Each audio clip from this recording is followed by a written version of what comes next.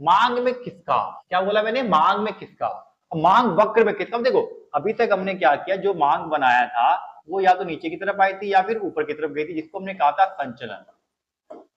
ठीक है, अब पेपर में क्वेश्चन ये भी हो सकता है, मांग वक्र नीचे की ओर कब चलती है, या फिर मांग वक्र ऊपर की ओर कब चलती है, ये भी आ सकता है, घुमा फिरा के पूछता है भाई। तो ये नीचे की तरफ कब चलती है, नीचे की तरफ चलती है जब मांग बढ़ती है। ऊपर की तरफ कब चलती है, जब मांग घटती है। तो मांग में वृद्धि के कारण मांग वक्र नीचे की ओर चलती है, मांग में वृद्धि के कारण मांग वक्र ऊपर की ओर चलती है। ये हो गया संचलन। लेकिन बात तो आगे भैया खिसकाव की, खिसकाव कब होता है, खिसकाव कब होता है। अब देखो खिसकाव का मतलब क्या हुआ कि मांग ऐसा होता है, पहले यहां बना, ये हो गया डी डी, अब वो जो है ना ये खिसक के क्या हो जाएगा, यहां आ गया D1 D1। मांग खिसक के इधर आ गई, या फिर मांग तो इधर खिसक सकती है या फिर इधर भी खिसक सकती है, D1 D1 इधर हो सकता है। तो इसको बोलेंगे मांग वक्र में खिसकाव। ये मांग वक्र में खिसकाव कब आई, इसको मतलब क्या होता है, देखो इसका मतलब होता है मांग वक्र में खिसकाव का अर्थ है कि वस्तु की कीमत समान रहने पर। पहले हमने पढ़ा वस्तु की कीमत घटती है मांग बढ़ती है, वस्तु की कीमत बढ़ती है मांग घटती है, मतलब कीमत में परिवर्तन हुआ था ना। यहाँ पे कीमत समान रहने पर, कीमत में कोई परिवर्तन नहीं हो रहा, there is no changement in the price. मांग में कीमत समान रहने पर मतलब कीमत वहीं की वहीं है, भी मांग की मात्रा में परिवर्तन हो जाए, मतलब कीमत में कोई परिवर्तन नहीं आया लेकिन फिर भी मांग बढ़ गई, कीमत में कोई परिवर्तन नहीं आया फिर भी मांग घट गई।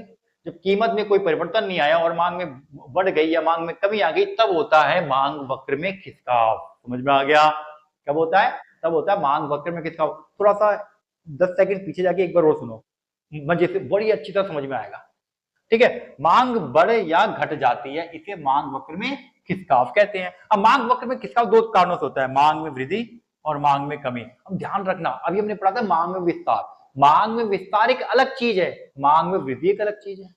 मांग में संकुचन एक अलग चीज है, मांग में कमी एक अलग चीज है। तो संकुचन और कमी अलग अलग है इकोनॉमिक्स के हिसाब से, विस्तार और वृद्धि अलग अलग है इकोनॉमिक्स के हिसाब से। इन दोनों में डिफरेंस भी बताऊंगा, बस आप वेट करो और देखते जाओ। अब देखो यहां पर क्या होता है, ये बात याद रखो, यदि मांग वक्र में वृद्धि होती है, जब मांग वक्र में वृद्धि होगी तो वो बाहर की तरफ जाएगा, क्योंकि Q से Q1 होगा, बाहर की तरफ आएगा, तो ये यहां पर आ गया, इसको कहते हैं दाईं ओर खिसकाव। जब कमी होगी तो क्या होगा, अंदर की तरफ आएगा, पहले डी डी यहां था, अब ये अंदर की तरफ आ गया, मांग में कमी हो गई, इसको बोलते हैं वक्र बाईं ओर खिसकाव। तो पेपर में क्वेश्चन आता है मांग वक्र बाईं ओर कब खिसकता है, मांग वक्र दाईं ओर कब खिसकता है।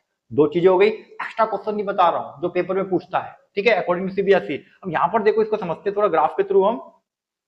मांग में वृद्धि कब होती है, जब किसी वस्तु अन्य कारण से, अन्य कारण याद रखना, कोई भी कारण है भैया, क्या हुआ कि मांग कीमत वही है हमने लेकिन मांग बढ़ा दी, क्या कारण है, कुछ भी हो सकता है, ठीक है, उसको साइड में करते हैं, लिख देना बस। अन्य किसी जब किसी अन्य कारण से समान कीमत पर, मतलब उसी कीमत पर पहले से अधिक मात्रा मांग की जाती है, तो कीमत वही है लेकिन मात्रा को हमने बढ़ा दिया है, तो उसे मांग में वृद्धि कहते हैं। ठीक है, अब देखो यहाँ पे ग्राफ से समझते हैं हम इसको।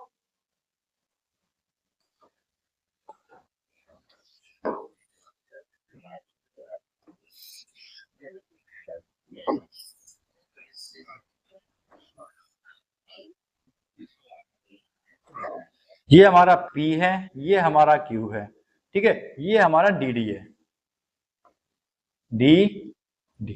अब देखो सवाल कह रहा है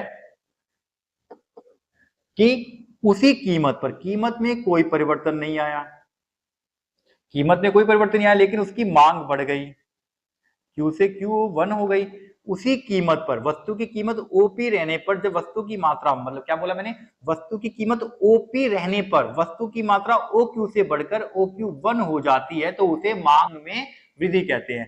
अब डी यहां बनेगा, ये हो जाएगा D1 D1, किसका हो गया, किसका किस तरफ, ये किसका है, दाईं ओर, ठीक है, इसको बोलते हैं दाईं ओर खिसकाव हो गया, कब हुआ, जब मांग में वृद्धि हुई, ठीक है, उसी कीमत पर जब पहले से ज्यादा मात्रा खरीदी जाती है, मांग कर ली जाती है, तो हमारी जो डी है वो D1 D1 हो जाती है, जो दाईं ओर खिसक जाती है उसे मांग में वृद्धि कहते हैं। सेम इसी तरीके से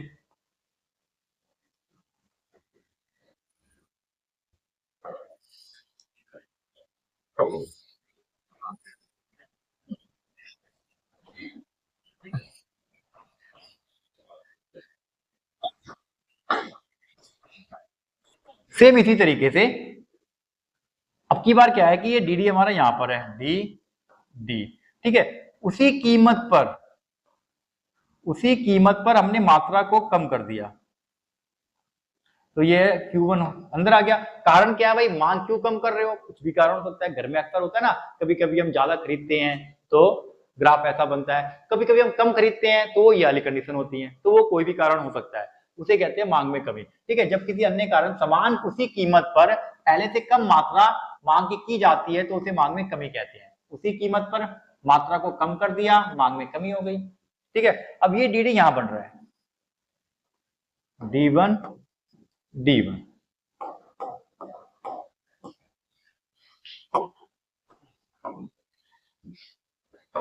D1 D1, ये अंदर की तरफ आई है, तो इसको बोलते हैं बाईं और खिसकाव, बाईं और खिसकाव। तो क्वेश्चन बनेगा पेपर में, या तो पूछेगा मांग में कमी किसे कहते हैं, 12वीं क्लास के 11th क्लास के स्टूडेंट हो तो मांग में कमी ना पूछकर वो पूछेगा थोड़ा घुमा फिरा कर, मांग वक्र बाईं ओर कब खिसकता है, या फिर मांग वक्र दाईं ओर कब खिसकता है, कुछ भी पूछ सकता है माय डियर, ठीक है। अब इसको याद रखना। अब इसके मांग वक्र में विधि, मांग में कमी के कारण भी पेपर में आता है, वो अभी समझाऊंगा। पहले इसके बाद कुछ चीजें समझाऊंगा, उसके बाद फिर समझाऊंगा इन दोनों के कारण क्या है। वो जो कारण था ना, कारण भी समझेंगे हम अभी,